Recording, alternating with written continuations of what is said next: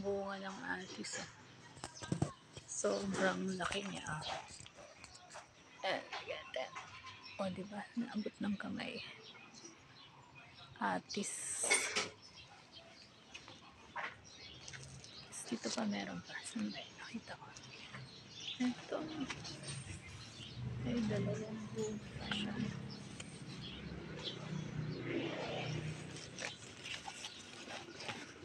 Ito lang yung sa backyard. Sa likod ng bahay ni Lola.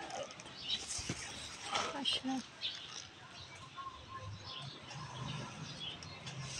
Daming bunga. Ayun, daming pa siya sa taas. Naabot.